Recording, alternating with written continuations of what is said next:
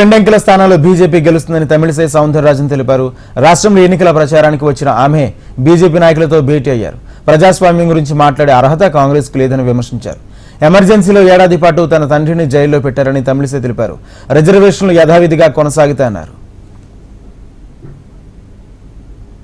Will be two-digit number.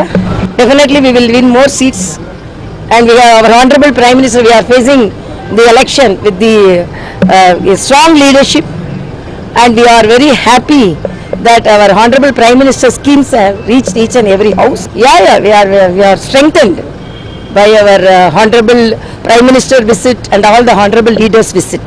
Now, how can they say that? Because we are fighting against them. And it is just a false propaganda, that's all I can say.